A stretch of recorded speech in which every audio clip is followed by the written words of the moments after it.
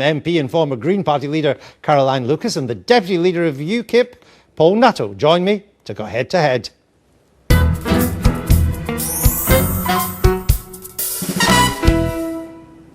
Welcome to you both up on our screens there. Paul Nuttall, let me come to you first because you're in the news this morning. Your party seems to be in complete disarray as you head to these local elections.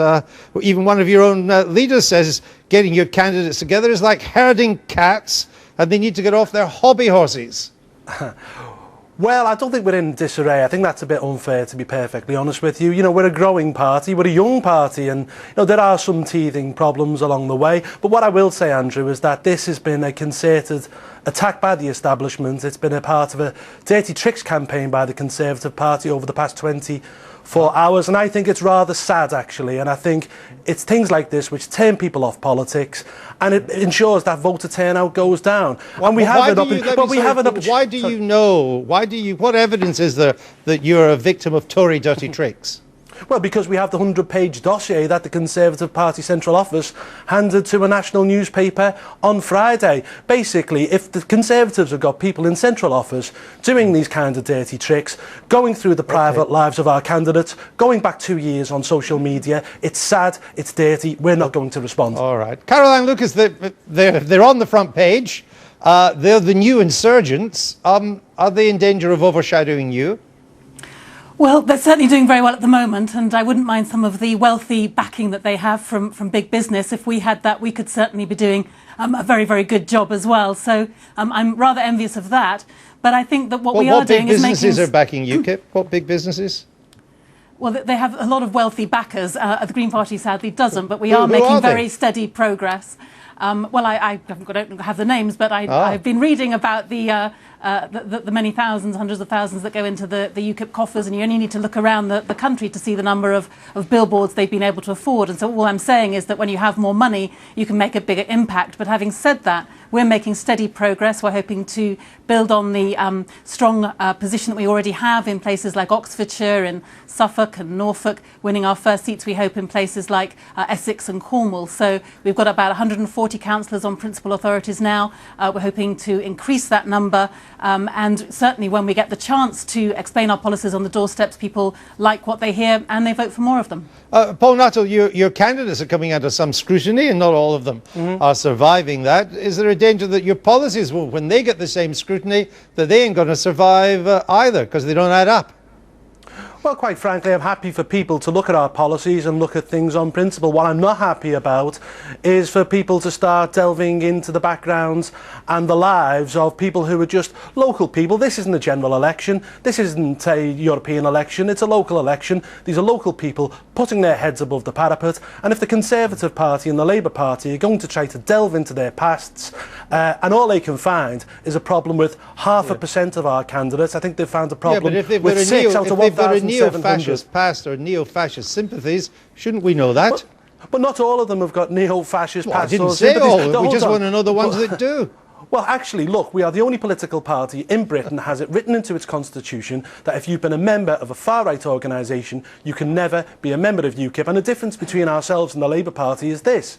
You know, when we find out people are members of the BNP or have been members of the BNP, we kick them out. There are 2 Labour Party councillors out there who we know are ex-BNP members who the Labour Party have had elected. In fact, one of them was an ex-BNP councillor. So, look, we're not going to take any lessons on anybody to fight the far right. All right, Caroline, look, isn't the problem is that there's a time for everything? And at least in the short to medium term, your time has come and gone. Greenery was fashionable. The 2 main parties were tripping over themselves to emulate you. Now we're in a seemingly never-ending recession. Jobs are scarce. Living standards are squeezed. But whereas you're a skeptic as ever, UKIP is the coming force. You're in decline. Well, it's a funny time for you to say that when it's just a year after we've won our first council. It's just 2 years after we've got our first MP. Of course, UKIP doesn't have any MPs. And our message is certainly, yes, that the environment has to be something at the top of the agenda. We need to be investing in clean energy, not just because of the environmental reasons, but because it would be one of the fastest ways to generate lots of jobs. But also, as you heard on that clip just there, we are the ones who are fighting things like the bedroom tax. We are the ones who are fighting this onslaught of attacks on poorer people, which is why, for example, here in Brighton and Hove, we will make a pledge that we will not evict people. Excuse me, we will not evict people from their homes just because of bedroom tax. We are the ones who are trying to implement a living wage. But don't you have to be left-wing to vote Green? I mean, all your policies are to the left of Labour, so if you're not left-wing, you shouldn't vote Green.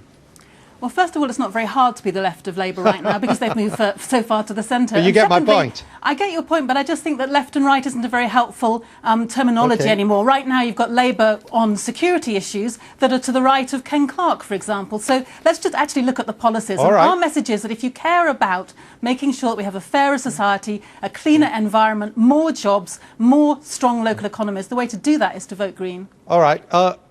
I assume you're going to start vetting your general election candidates after what's happened. And tell me, what will be success for you on Thursday? What would you regard as a successful performance?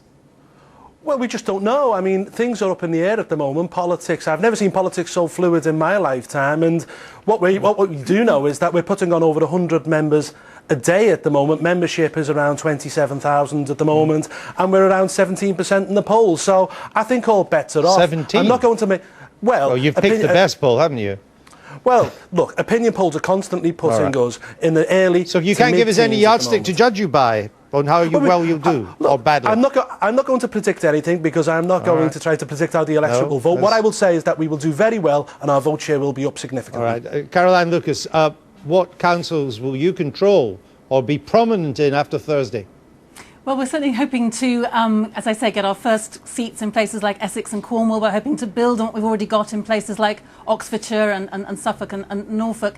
But can I just say, you know, when Paul Nuttall's been defending the background of his candidates, I think people should be rather more worried about what some of their policies are. You know, they've got an MEP who says that any sane businessman shouldn't be employing women of childbearing years because they'd have to pay maternity pay. The UKIP doesn't seem to like that. They have a culture spokesperson who says that gay adoption is child abuse. You know, they have a flat tax, Caroline, which means that poor people are going to be paying more percentage-wise than rich people in terms of their tax. So all right, for fairness, Paul, I'll give you the final 20 seconds.